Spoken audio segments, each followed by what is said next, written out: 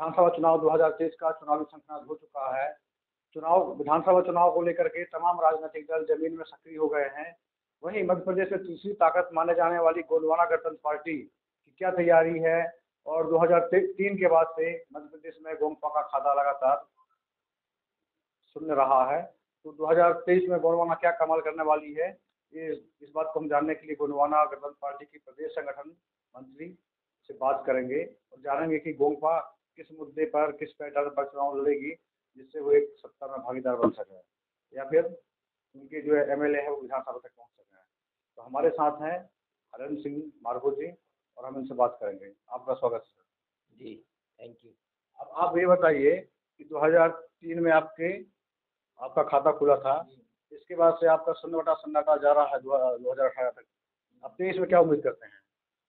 देखिए, 2003 में हमारे 3 विधायक बने थे और बीच में संगठन में ऐसे टेक्निकल इश्यू के कारण हम लोग सफलता हासिल नहीं किए, लेकिन लगातार हमारा वोट परसेंट मध्य प्रदेश की विधानसभा चुनाव में बढ़ते क्रम पर है। 2018 में भी हमारा वोट परसेंट बढ़ा और मध्य प्रदेश में हम राजनीतिक दल के रूप में तीसरी ताकत के रूप में, बड़े दल के रूप में उभर कर आए हैं। और 2023 में हमारा महागठबंधन हुआ है बहुजन समाज पार्टी के साथ में और गोंडवाना गणतंत्र पार्टी का।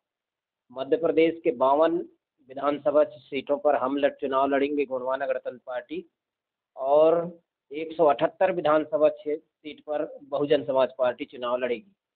ऐसे मिलाकर के हम चुनाव लड़ेंगे और हमारी जो तैयारी है ग्राउंड लेवल पर बहुत मजबूती के साथ है। हम लोग पिछले पंचायत चुनाव में हम लोगों ने जो आदिवासी क्षेत्र है, गोंडवाना का जो एरिया है, वहाँ पर लगभग पूरे पंचायतों पर, जनपदों पे, जिला पंचायतों पे हमारा कब्जा रहा है। भाजपा कांग्रेस शून्य की स्थिति में है। अच्छा, अब ये बताइए क्या उम्मीद कर सकते हैं 2023 को लेकर के? अच्छा, ऐसी क्या वजह रही कि 2008 के इलेक्शन में, 13 के इलेक्शन में, 18 के इलेक्शन में गोंडवाना की जो सभा है उसमें भारी जन समूह देखने को मिला, लेकिन जब मतदान हुआ और जब मतगणना का परिणाम आया तो आपकी भीड़ अलग हो गई और जो वोट है वो बहुत कम रह गई। क्या वजह है? वो कारण थोड़ा सा पार्टी के अंदर का जो मशवरा था वो थोड़ा सुलह नहीं हुआ। क्या क्या दिक्कत पार्टी के अंदर? वो पुरानी विषय था, उस बात पर अभी बात नहीं करना चाहिए। अब हमको 2023 में मध्य प्रदेश में हम आदिवासी मुख्यमंत्री बनाएंगे और आदिवासी की सरकार होगी। इसी को लक्ष्य लेकर के, टारगेट के साथ हम लोग काम कर रहे हैं। 52 सीट पर हम लोग चुनाव लड़ेंगे, 178 पे बीएसपी लड़ेगी और ऐसे कुल मिलाकर के हम मध्य प्रदेश में आदिवासी मुख्यमंत्री इस बार देना चाहते हैं। जीजीपी, देखिए बीजेपी चौथी लिस्ट जारी कर चुकी है प्रत्याशियों की और जीजीपी की अभी एक भी लिस्ट नहीं आई है, तो ऐसे में तैयारी कैसे हो पाएगी जो उम्मीदवार है आपने?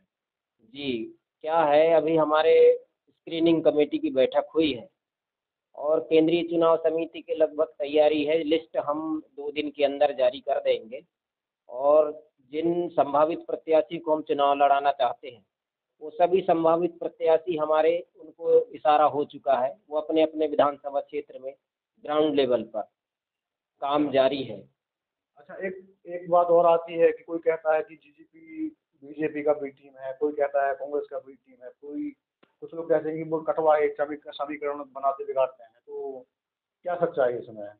इस तरह की बातों को आप किस तरह लेते हैं? नहीं, ये तो सिर्फ एक तरह से अफवाह और आरोप है। हमारे खिलाफ गलत ढंग से मैसेज या तो भाजपा फैलाती है या कांग्रेस। जिसको नुकसान होता है वो राजनीतिक दल के लोग गोंडवाना गणतंत्र पार्टी के खिलाफ में कहीं बीजेपी का बी टीम है तो कहीं कांग्रेस का बी टीम है, ऐसा बोलते हैं। हम किसी की बी टीम नहीं है। मध्य प्रदेश में और देश की आज़ादी के बाद आदिवासियों को जिस तरह से मान सम्मान और प्रतिनिधित्व मिलना था वो भाजपा और कांग्रेस ने नहीं दिया। गोंडवाना गणतंत्र पार्टी दादा हीरा सिंह मरकाम ने बना करके आदिवासियों को एक राजनीतिक प्लेटफार्म दिया है ताकि तुम खुद अपनी सरकार बनाओ और उस प्रदेश की सत्ता अपने हाथ में रखो। अच्छा, आप गोंडवाना को लोग ये बोलते हैं जो सामान्य वर्ग या ओबीसी कैटेगरी के लोग हैं, तो गोंडवाना गणतंत्र पार्टी तो सिर्फ गौड़ समाज की पार्टी है। क्या जाति के आधार पर आपकी राजनीति कितनी सफल हो सकती है? नहीं, ये गलत आरोप है। जिस तरह से जो लोग बोलते हैं वो गलत आरोप है। आज हमारे साथ गोंडवाना गणतंत्र पार्टी में हर वर्ग का व्यक्ति है। नहीं, आपका जो नाम है पार्टी का गोंडवाना, तो लोग ये सोचते हैं कि सिर्फ गोंड की पार्टी है। नहीं, गोंडवाना शब्द और गोंड शब्द में अंतर है। गोंडवाना बहुवाचक शब्द है। गोंडवाना इस धरती का नाम था। दुनिया का आधा हिस्सा गोंडवाना लैंड था। अंगारा लैंड और गोंडवाना लैंड ही इस भूभाग में रहा है और उसी के नाम पर इस पार्टी का नामकरण किया गया है। ये बात तो सिर्फ आपको मालूम है, बाकी लोग तो यही बोलते हैं, जो आपका पार्टी का जो नाम है, तो लोगों में यही मैसेज है कि भाई ये गोंडवाना मतलब गोंड समाज की पार्टी है। तो आप लोग ये मैसेज देने में विफल रहे कि ये जमीन का नाम है। इस मैसेज को हम लोग देते हैं, लोगों को बताते हैं। हमारा हमेशा जो कैडर मीटिंग, आम सभा, पब्लिक मीटिंग होती है, उसमें हम लोग बताते हैं कि गोंडवाना नाम गोंडवाना भूभाग से पड़ा है और गोंडवाना के शासन सत्ता इस देश के अंदर में रहे हैं। उस बात को हम बोध कराते हैं और आज हमारे साथ में पार्टी में हर वर्ग का आदमी है, जैसे अशोक छाबड़ा जी, इरफान मलिक जी, शुक्ला जी, सब जुड़े हैं, अग्रवाल जी, गुप्ता जी, सब जुड़े हैं। और जिनकी जहाँ हिस्सेदारी है, जितनी उनकी संख्या है, सामान्य सीट में समान व्यक्ति को टिकट देते हैं। एससी के लिए आरक्षित है वहाँ एससी को देते हैं। आदिवासी जहाँ आरक्षित है वहाँ आदिवासी लड़ता है और जहाँ सामान्य सीट है वहाँ पॉपुलेशन ओबीसी का है तो ओबीसी को टिकट देते हैं। इस फार्मूला पे हमारा पहले से चलते आया और इस बार भी हम टिकट देंगे उन लोगों को। अच्छा, बीएसपी और जीजीपी का जो महागठबंधन है, क्या गोल खिलाएगी मतलब इसमें? इस बार जीएजी गोंडवाना गणतंत्र पार्टी और बीएसपी का हमारा एक समीकरण बना है कि एससी, एससी और ओबीसी के लोग हम एक साथ होंगे और भारत देश के संविधान की रक्षा के लिए हम एक साथ होकर के एक बड़ा मैसेज देंगे और ये मैसेज मध्य प्रदेश में आदिवासी मुख्यमंत्री के रूप में कारगर होगा। आप लोग जमीनी जो मुद्दे हैं जनता से जुड़े हुए, आपके बेसिक मुद्दे क्या है जिनको लेकर के आप जनता के बीच जाएंगे और जनता भाजपा और कांग्रेस को छोड़ के गोंडवाना को क्यों वोट देंगे? गोंडवाना को वोट इसलिए लोग देंगे और गोंडवाना के प्रति लोगों का विचारधारा, एक सोच पैदा हुई है, क्योंकि कांग्रेस ने 15 साल में यहाँ डिंडोरी विधानसभा में कुछ किया नहीं और भारतीय जनता पार्टी की 18 साल से शासन सत्ता है, वो सिर्फ और सिर्फ जुमलेबाजी और सिर्फ घोषणाएं उनके द्वारा की गई हैं, अमली जामा हुआ नहीं है। आज भी चाहे मजदूर हो, चाहे शिक्षित हो, चाहे युवा हो, बेरोजगार हो, सब प्रताड़ित है, शोषित है इस विषय पर ही और महंगाई दिनों दिन बढ़ते जा रही है। अच्छा, आपका गठबंधन सफल होता है, आप लोग सत्ता में आते हैं, तो सबसे पहले आप लोगों को क्या प्राथमिकताएं हैं?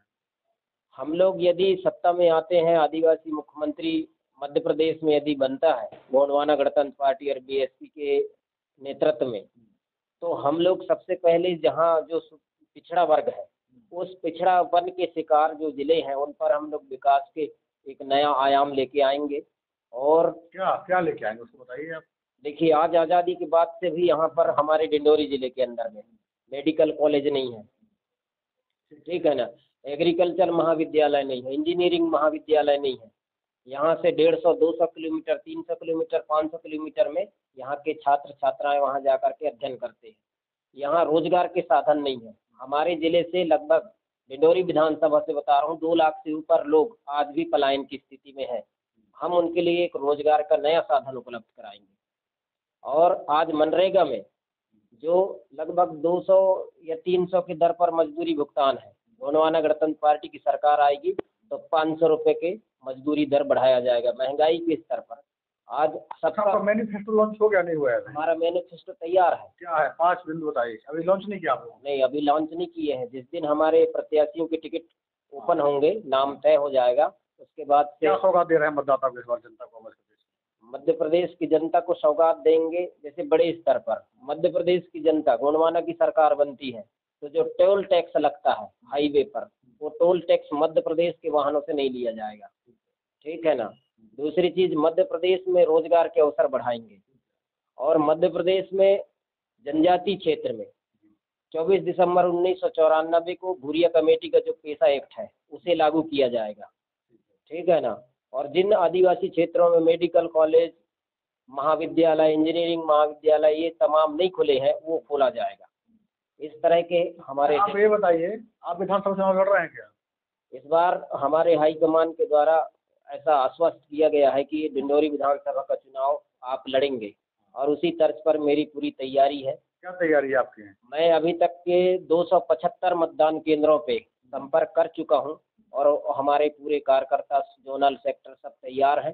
फील्ड पे हमारे कार्यकर्ता बगैर शोरगुल के साथ काम कर रहे हैं।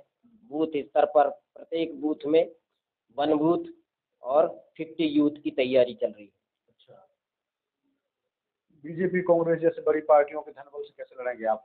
जो आप अब बीजेपी है, संसाधन थोड़ा कमजोर है आप लोगों का, कैसे मुकाबला करेंगे आप? देखिए, भारतीय जनता पार्टी के पास भ्रष्टाचार की अहाकूच पैसा है। उनके जो प्रत्याशी रहे हैं वो नगर पंचायत में डिंडोरी नगरी क्षेत्र को लूट डाला है, ठीक है ना। पिछले दिन अखबारों में इनमें सब में आया। लेकिन और कांग्रेस के जैसा धनबल की बात आती है तो उनके पास भी पैसे की कमी नहीं है, लेकिन हमारे पास आत्मविश्वास है और शोषित पीड़ित गांव के लोग जिनको जरूरत है एक सच्चे नेतृत्व की, एक ईमानदार नेतृत्व की, उसके साथ जुड़ करके हम मध्य प्रदेश में और डिंडोरी विधानसभा को जीत सकते हैं। ये जनता की आवाज़ है। ये थे हमारे साथ गोंडवाना गणतंत्र पार्टी मध्य प्रदेश के प्रदेश संगठन मंत्री हरेंद्र सिंह मार्को, और इन्होंने बताया कि जो बीएसपी और डीजीपी की महागठबंधन है, मध्य प्रदेश में एक नया इतिहास लिखेगी, और दोनों दलों के जो गठबंधन है उससे एक नया नेतृत्व मिलेगा। आदिवासी को मध्य प्रदेश का मुख्यमंत्री बनने का मौका 2023 के चुनाव में मिलेगा।